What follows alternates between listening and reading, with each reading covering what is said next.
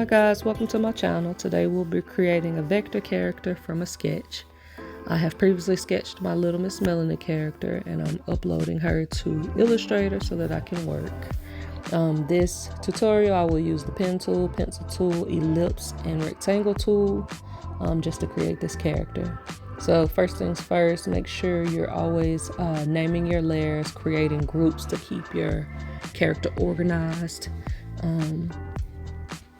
You never know who's going to have to use your file, and that you want them to be able to find your stuff easily. Here I'm using the pen tool, and each point I'm changing to a curved point, which is at the top next to the word convert. You have a sharp edge or a curve, and then I use the handles to just shape the line how my sketch goes. Now sometimes you'll change the direction you want something to go as you're creating. You'll see that in this tutorial. Sometimes the hair is a little wider in my sketch than I want it on my actual character, and this is where you can change that. The sketch that you draw is just your base that you look at, your reference, but things change, and so be prepared for that. Here, like I said, you just use it to shape and follow the lines that you already created, but you don't, set your discretion if you want to follow your sketch exactly or go ahead and change something in the vector.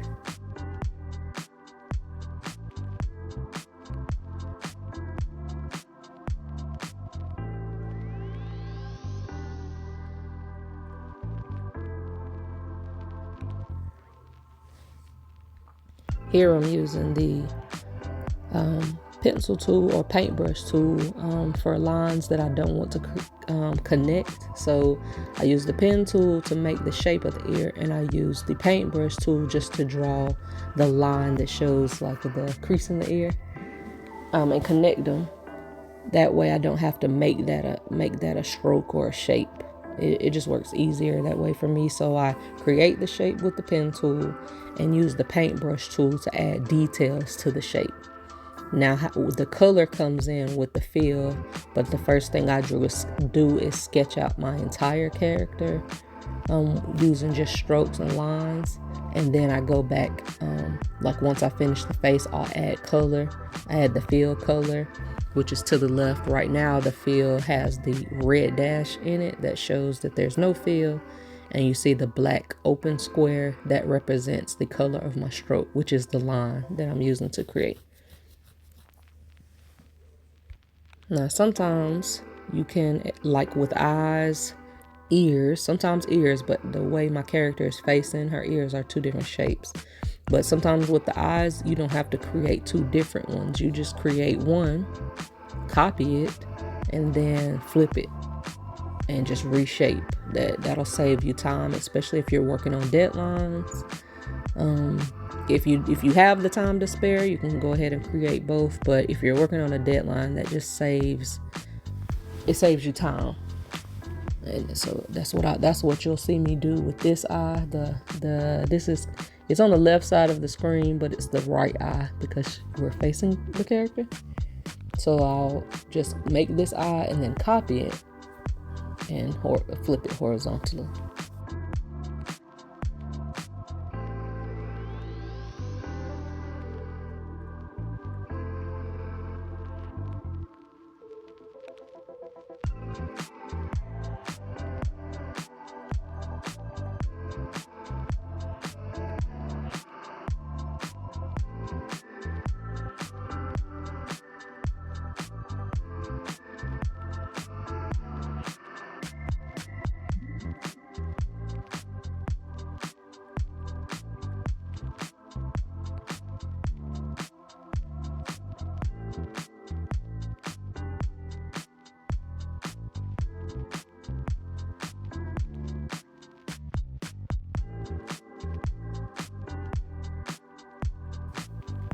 And with some shapes, you just use the ellipse to create circles. Holding down shift gives you the perfect circle.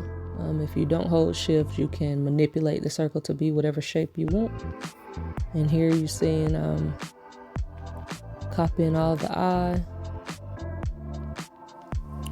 all the eye strokes so that I can copy them, flip them.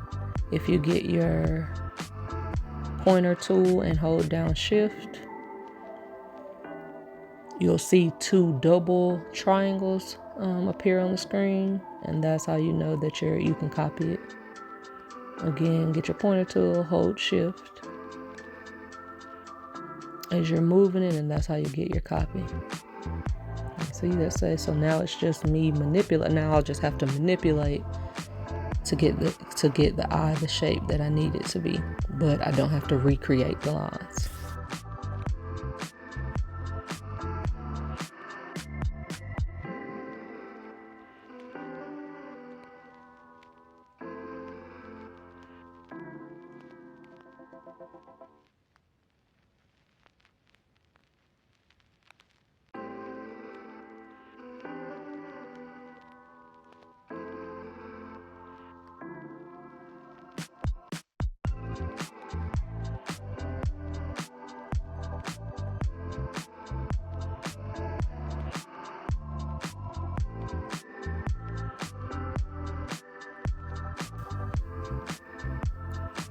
For the nose, you see me use the paintbrush tool because it's an open shape.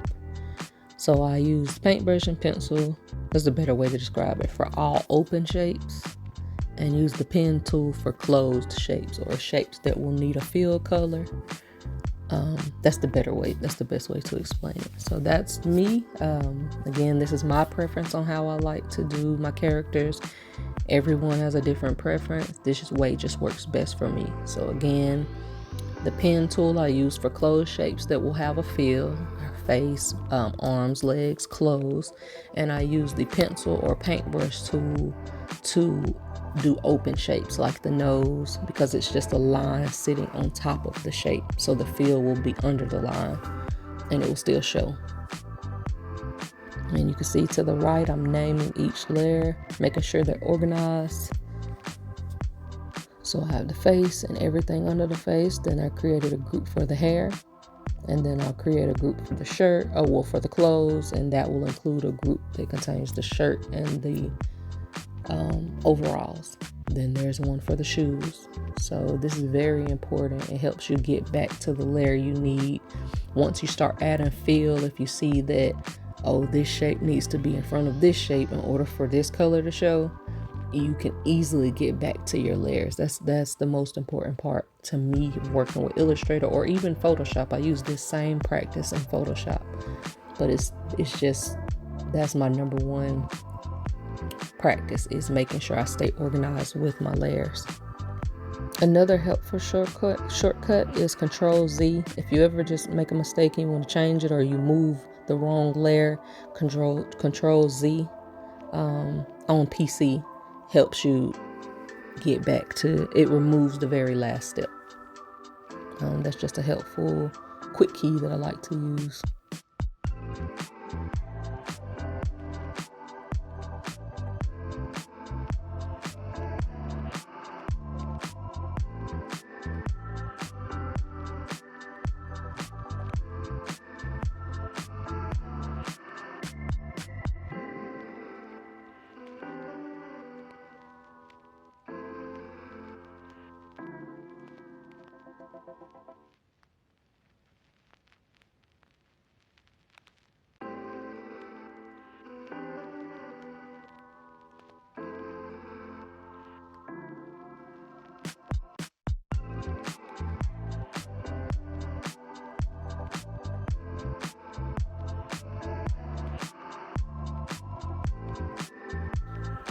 For this ponytail, that was a rectangle shape that I just manipulated all the points on to get the curves, to get the ponytail holder shape that I wanted to use.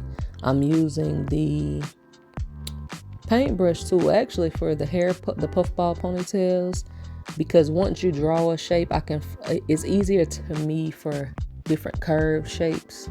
Once you trace them and close it off, it makes a closed shape. So in this example here, this is where I use the paintbrush to create a shape. It's when like things for hair or things that have a lot of different curves, so I'm not constantly having to reshape points, it's easier to use the paintball tool for that, paintbrush tool for that kind of stuff, and then go back and manipulate.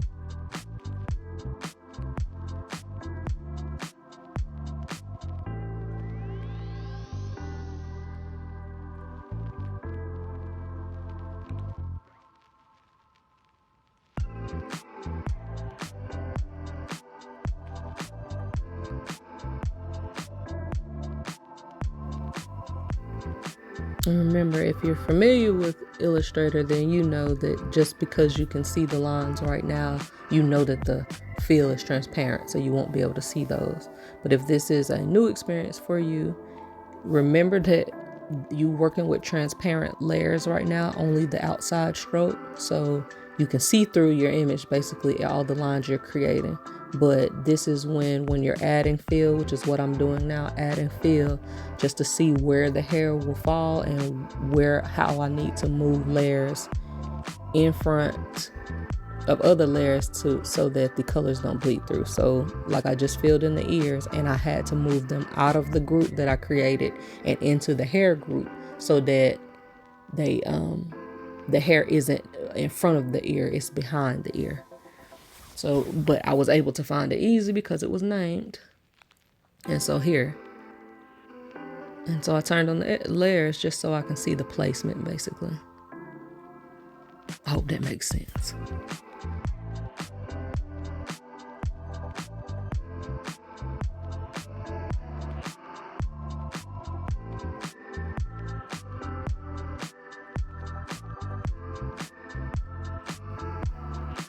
And once you have a color down, how I use, the tool I use is the dropper tool. If you see it's highlighted on the left, I use the dropper tool to quickly fill colors once I have them down. I also do a color board, which I'm gonna add into this later on in the video. I'm adding it now. I put the colors that I use so I can easily use the dropper tool. I usually do this at the beginning of the, when I start a character, but it slipped my mind this time. So this is something I do here so that I can get to, once it's time to do the fill, I can just get to the colors I need. And I always do a different shade of each color. So for shadows, highlights, just the different shade values that you need for each color. But this is an easier way for me to be able to get to my colors fast. So you see we have her face done. I'm turning it on and off just to check. Now I'm moving to the rest. First thing I do is create new groups,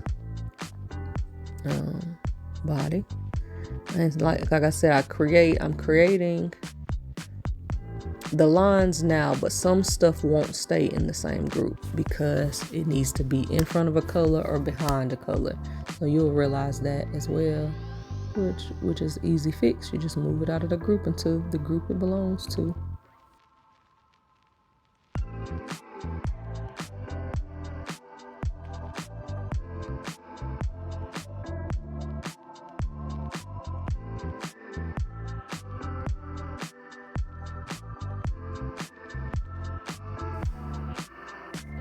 When doing the arms, I know that they're gonna be behind the shirt or, up under the sleeve. So that's why I stretch the arm past the line that I have that reflects the shirt in the sketch. Because when I create the shirt, I don't want those lines. I want the arm to appear like it's coming out of the shirt. So that layer would be up under the shirt layer. And if you're familiar with character creation or familiar with Illustrator, you know this already. This tip is mainly for beginners or anybody that's just trial and error and starting out.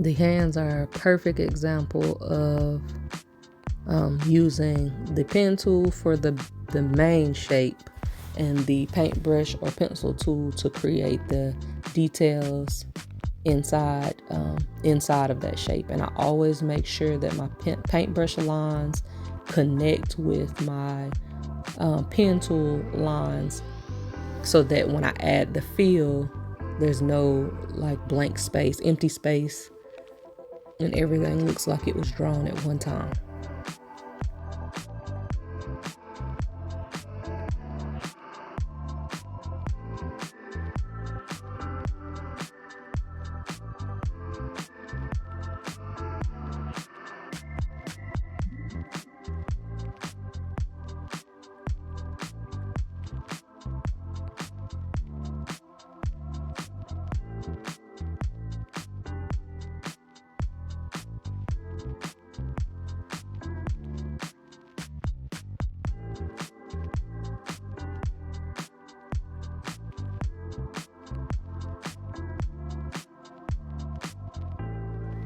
When I create clothes, like I'm doing the shirt, I create the entire shape. Even if they have a jacket on and there's a part of the shirt that shows, I still create the entire shirt shape.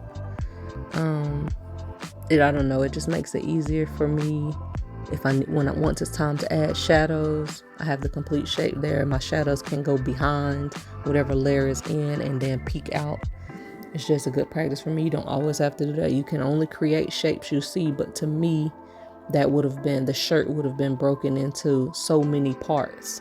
Both sleeves, the collar, the section beside the overalls. So instead of having to create multiple shapes to create a shirt, I just create one big shirt, and then add details in it, the sleeve lines, the neckline. It's easier to me that way.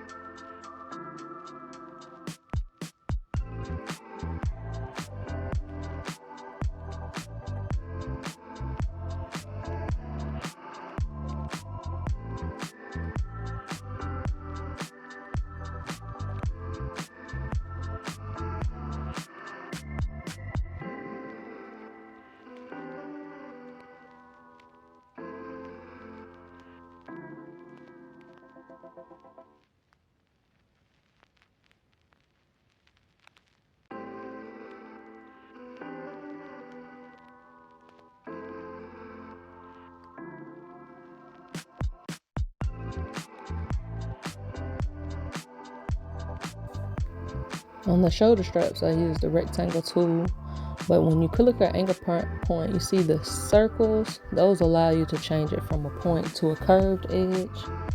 The circles that are inside of the rectangle, once you click an anchor point, those handles, if you pull them, that's how you get the curved edge, but I still have the sharp edges at the bottom of the rectangle for the straps. And again, I'm using shift, click and drag to recreate the circle that I previously created for the buttons. Add the field so I can see how it looks, what needs to be in front, what needs to be in back. You see here I was creating and didn't pay attention what layer I was creating on, so some of the buttons and the straps were going into different folders, so they ended up being behind the overalls. That's nothing but Control Select and move them into the right folder. Now for me, this is the only shadow shape that I will make in Illustrator. It's easier for me to create my characters in Illustrator and then export my file over to Photoshop and create my shadows in Photoshop using my pen and my iPad. I get better shadows than when I create in Illustrator. That's just my personal preference. You do not have to do it that way. Shadows can be effectively created in Illustrator as well. To me, I just get better shadow, better texture when I switch to another program. So I create my characters between Illustrator and Photoshop combined, or Illustrator and Procreate for shadows. And I only use the Photoshop and or Procreate to create shadows or add texture.